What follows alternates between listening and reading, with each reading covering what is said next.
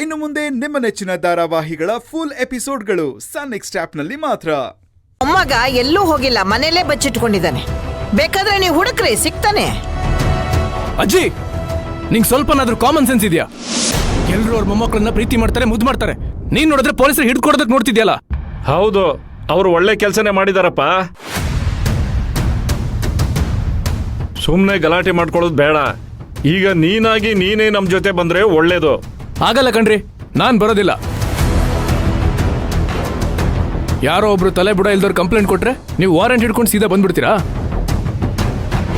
ನೀವಾದ್ರೂ ಹೇಳಿ ಅಪ್ಪ. ಏನು ತಪ್ಪು ಮಾಡಿದವ್ರಿಗೆಲ್ಲ ಸರಿಯಾಗಿ ಶಿಕ್ಷೆ ಕೊಟ್ಟಿದ್ದೀರಾ? ನಾನೇನು ವಾಂಟೆಡ್ ಲಿಸ್ಟಲ್ಲಿದ್ದೀನಾ? ಇದೊಂದು ಪುಟ್ಗೋಸಿ ಕೇಸು. ನೋಡಿ ಇನ್ಸ್ಪೆಕ್ಟ್ರೆ, ಇದು ಫ್ಯಾಮಿಲಿ ಮ್ಯಾಟ್ರು. ಇದನ್ನೆಲ್ಲ ನಾವೇ ದೊಡ್ಡವ್ರು ಕೂತ್ಕೊಂಡು ಮಾತಾಡಿ ಬಗೆಹರಿಸ್ಕೊಂತೀವಿ. ನೀವಿನ್ ಹೊರಡ್ಬೋದು. ತಾತನಿಗೆ ಆಸ್ತಿ ಇದೆ, ಅಪ್ಪನಿಗೆ ಅಧಿಕಾರ ಇದೆ ಅಂತ ಹೀಗೆ ಅಹಂಕಾರದಿಂದ ಮಾತಾಡೋದು ತಪ್ಪು. ಈಗ ನಾನು ಏನ್ ಮಾಡ್ಬೇಕು, ಏನ್ ಮಾಡಬಾರ್ದು ಅಂತ ನಿನ್ನ ಹತ್ರ ಹೇಳ್ಸ್ಕೋಬೇಕಾಗಿಲ್ಲ. ಏನೋ ಮಿನಿಸ್ಟ್ರು ಮಗ ಅಂತ ಸಾಫ್ಟ್ ಆಗಿ ರಿಕ್ವೆಸ್ಟ್ ಮಾಡಿ ಕರ್ಕೊಂಡು ಹೋಗೋಣ ಅಂತ ಇದ್ದೀನಿ. ನನ್ನ ಹತ್ರ ಏನಾದ್ರೂ ಕೊಬ್ಬು ಗಿಬ್ಬು ಅಂತ ತೋರಿಸಿದ್ರೆ ಒದ್ದು ಹೇಳ್ಕೊಂಡು ಹೋಗ್ತೀನಿ.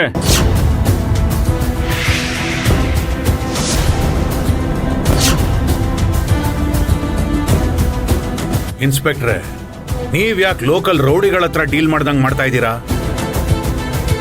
ಅವನಿನ್ನು ಚಿಕ್ಕ ಹುಡುಗ, ಬಿಸಿ ರಕ್ತ, ಹೀಗೆ ಮಾತಾಡೋದು. ದಯವಿಟ್ಟು ನೀವು ತಪ್ಪು ತಿಳ್ಕೋಬೇಡಿ. ಒಬ್ಬ ಮಿನಿಸ್ಟರ್ ಆಗಿ ನಾನು ನಿಮ್ಮ ಹತ್ರ ರಿಕ್ವೆಸ್ಟ್ ಮಾಡ್ಕೋತಾ ಇದ್ದೀನಿ. ನೀವು ಒಂದೆರಡು ದಿವಸ ಅವ್ನು ಸಿಗ್ಲಿಲ್ಲ ಅಂತ ಕೋರ್ಟ್ಗೇನಾದ್ರೂ ಒಂದು ಸಬು ಬೇಡಿ. ಅಷ್ಟ್ರಲ್ಲಿ ನಾನು ಸತ್ಯಮೂರ್ತಿಗಳ ಹತ್ರ ಹೋಗಿ ಕೇಸ್ನ ವಾಪಸ್ ತಗೊಳ್ಳೋ ಥರ ಮಾತಾಡ್ತೀನಿ. ಇನ್ಸ್ಪೆಕ್ಟ್ರೆ, ದಯವಿಟ್ಟು ನನಗೊಂದೆರಡು ದಿವಸ ಟೈಮ್ ಕೊಡಿ. ಇದನ್ನ ನಾನು ಒಬ್ಬ ಮಂತ್ರಿಯಾಗಿ ಕೇಳ್ತಾ ಇಲ್ಲ, ಒಬ್ಬ ಫ್ರೆಂಡಾಗಿ ಕೇಳ್ತಾ ಇದ್ದೀನಿ. ನೋಡಿ ಸರ್, ನೀವು ಮಿನಿಸ್ಟ್ರು, ಮನ್ಸು ಬಂದಾಗ ಹೇಳ್ಬಿಡ್ತೀರಾ, ಆಮೇಲೆ ನಮಗೆ ತೊಂದರೆ ಆಗುತ್ತೆ.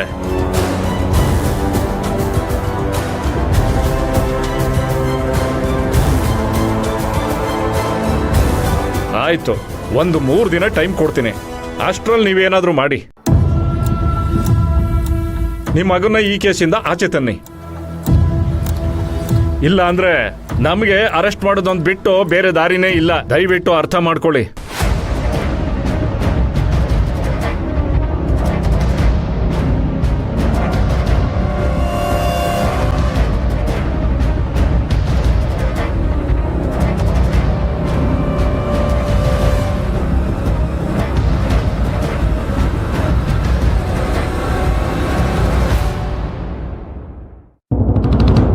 ಅಲ್ಲಮ್ಮ ಪದ್ಮಿನಿ, ನೀನು ಅವ್ರ ಮಗುಗೆ ತಾಯಿಯಾಗಿದ್ಕೊಂಡು ಅವ್ರ ಮನೆಗೆ ಹೋಗಲ್ಲ ಅಂತಿದ್ಯಲ್ಲ, ಇದರಿಂದ ಯಾರಿಗೇನು ಪ್ರಯೋಜನ ಹೇಳು? ತಾತ, ನನ್ಗೇನು ತಾಯಿ ಆಗ್ಬೇಕು ಅಂತ ಇಷ್ಟ ಇರ್ಲಿಲ್ಲ. ನಾನು ಬಂಜೆ ಅನ್ನೋ ಅಪವಾದನ ಹೊತ್ಕೊಂಡಿದ್ನಲ್ಲ, ಅದ್ ಸುಳ್ಳು ಅಂತ ನಿರೂಪಿಸೋದಕ್ಕೋಸ್ಕರ ನಾನು ಗರ್ಭಿಣಿ ಆದೆ. ತಾತ, ಅವನ್ ಮನುಷ್ಯ ಅಲ್ಲ, ರಾಕ್ಷಸ. ತಾತ, ಅವನು ನನ್ನ ಹೊಟ್ಟೆಲಿದ್ದ ಮಗುನ ಸಾಯಿಸ್ಬಿಟ್ಟ.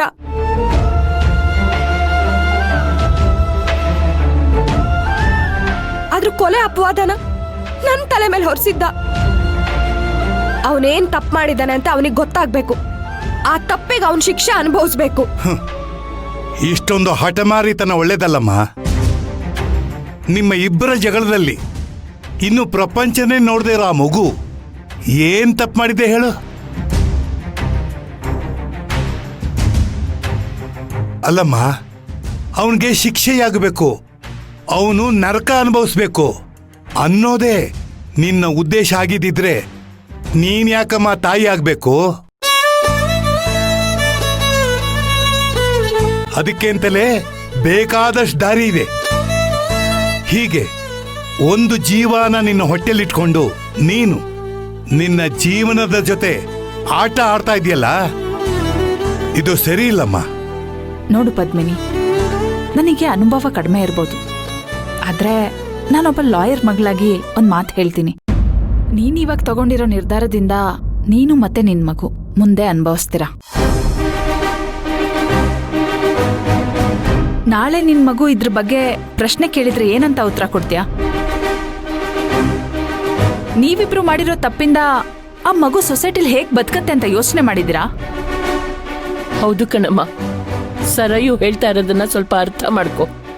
ನಮ್ ಸಮಾಜದಲ್ಲಿ ಒಂದು ಹೆಣ್ಣು ಗಂಡಿಲ್ದಲೆ ಬದುಕಬಹುದು, ಆದ್ರೆ ಮಗು ತಂದೆ ಇಲ್ದಲೆ ಬದುಕಕ್ಕಾಗಲ್ಲಮ್ಮ. ಆ ಮಗು ನನ್ ತಂದೆ ಯಾರು ಅಂತ ಕೇಳಿದ್ರೆ ಏನ್ ಹೇಳ್ತೀಯ? ಎಲ್ಲಿ ಅಂತ ಕೇಳಿದ್ರೆ ಜೈಲಲ್ಲಿದ್ದಾರೆ ಅಂತ ಕರ್ಕೊಂಡು ಹೋಗಿ ತೋರಿಸ್ತೀಯಾ? ಮಗು ಕೇಳೋ ಪ್ರಶ್ನೆಗಳಿಗೆ ಸಮಾಧಾನವಾಗಿ ನಿನಗೆ ಉತ್ತರ ಕೊಡಕ್ಕಾಗತ್ತಾ? ಏನ್ ಹೇಳಿ ಮಗುನ್ ಸಾಕ್ತೀಯ ಹೇಳು? ಸಿಸ್ಟ್ರು, ದೊಡ್ಡವ್ರ ಮಾತನ್ನ ಹಾಗೆಲ್ಲ ತೆಗ್ದು ಹಾಕಕ್ಕಾಗಲ್ಲ. ನೀನೇನು ಅಂತ ಪ್ರೂವ್ ಮಾಡಾಯ್ತಲ್ಲ, ಮತ್ ಯಾಕೆ ಹಠ? ಮುಗೀತಾ? ಅಥವಾ ಇನ್ನು ಯಾರಾದ್ರೂ ಏನಾದ್ರೂ ಹೇಳೋದ್ ಬಾಕಿ ಇದೆಯಾ?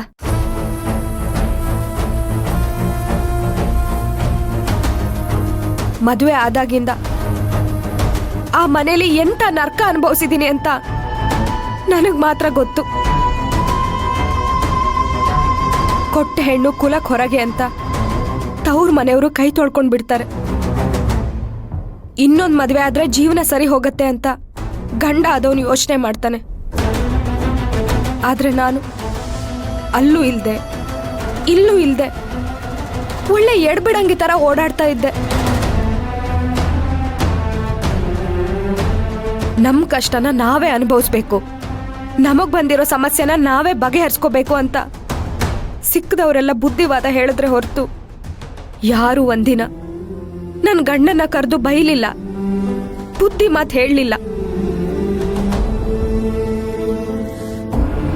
ಹೀಗೆ ಬಿಟ್ರೆ ನಾನ್ ಮಾಡಿದ್ದೆ ಸರಿ, ನಾನು ಆಡಿದ್ದೆ ಆಟ ಅಂತಿರೋ ನನ್ ಗಂಡ ಯಾವತ್ತೂ ಬುದ್ಧಿ ಕಲಿಯಲ್ಲ.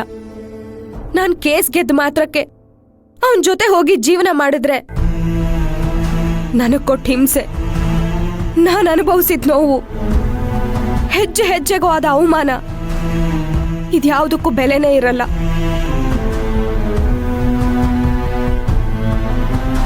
ನಕುಲ್ ಮೇಲೆ ನಾನು ಸೇಟ್ ತೀರ್ಸ್ಕೊಳ್ಳೇಬೇಕು, ಅವನ್ ಜೈಲಿಗೆ ಹೋಗ್ಲೇಬೇಕು. ಇದೆಲ್ಲ ಹಂತ ಹಂತವಾಗಿ ನನ್ನ ಕಣ್ಮುಂದೆನೆ ನಡೆಯುತ್ತೆ. ಆಗ್ಲೇ ನನಗೆ ತೃಪ್ತಿ ಸಿಗೋದು. ನಾನು ಹೇಗೋ ಬದುಕೋತೀನಿ, ನನ್ನ ಮಗುಗೆ ಏನೋ ಹೇಳ್ಕೊತೀನಿ. ಅದ್ರ ಬಗ್ಗೆ ನೀವ್ಯಾರೂ ತಲೆ ಕೆಡ್ಸ್ಕೊಳ್ಳೋ ಅವಶ್ಯಕತೆ ಇಲ್ಲ. ಒಟ್ನಲ್ಲಿ ಆ ನಕುಲ್ನ ಮಾತ್ರ ನಾನು ಸುಮ್ಮನೆ ಬಿಡಲ್ಲ.